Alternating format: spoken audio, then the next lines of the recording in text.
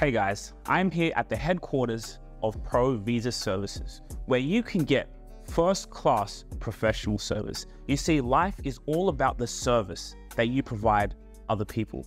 How can you obsess over other people's problems? How could you obsess in the finer details in order to achieve your dreams? As a first-generation African immigrant, know what it's like to live here in Australia. The beauty, the life, being able to see my loved ones every single day. And we know so many other people want to be able to share and cultivate that experience. Well, here at Pro Visa Services, you get just that, a family environment where you're able to make your dreams come true.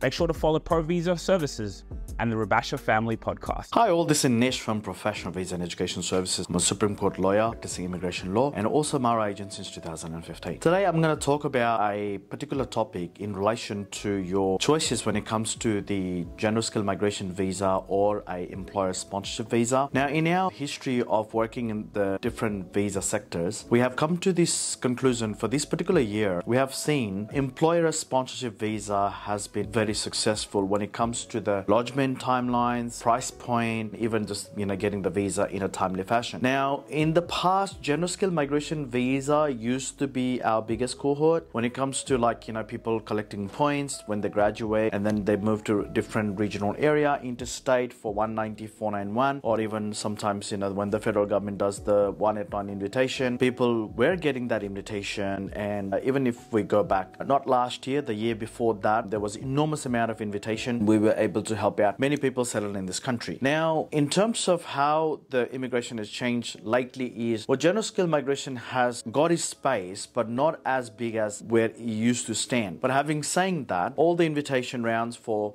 state and regional visa will start happening very, very soon, which is mainly around October, mid-October, when the New South Wales will start doing the invitation round for 190. And similarly with the other states and territory, they'll start doing the 190 invitation and 491 as well. The messaging in this video is more about if you are working in a nominated occupation and if an employer is willing to sponsor you, I think you have to consider this option as your priority number one. Because when you are sponsored, for example, even if it's a 482 employer sponsored visa or 186, whilst you're still waiting on your visa to be granted, permanent residency to be granted, you can parallelly lodge your general skill migration visa as well. So nothing is preventing you from applying for expression of interest and waiting for the invitation for 189, 190, 491.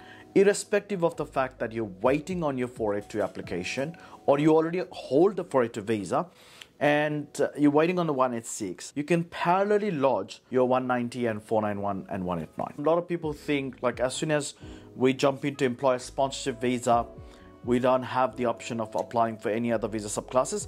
Well, the good thing about Australian visa system is you can lodge as many eligible visa as possible in order to gain the better advantage in terms of your stability. And the later granted visa will automatically supersede the one that you had in the past. So you don't have to formally withdraw that as well. So hopefully that'll be quite helpful choice for you guys. If you're having a dilemmas about employer sponsorship visa or the general skill migration visa, well, the solution is go for employer sponsorship visa, then also apply for general skill migration parallelly. All right, well, thanks for watching. I'll be back again with more videos in future, and keep sharing and keep watching. Thank you, bye-bye. If you really enjoyed this video, make sure to click here, and I'm sure you're gonna love that one.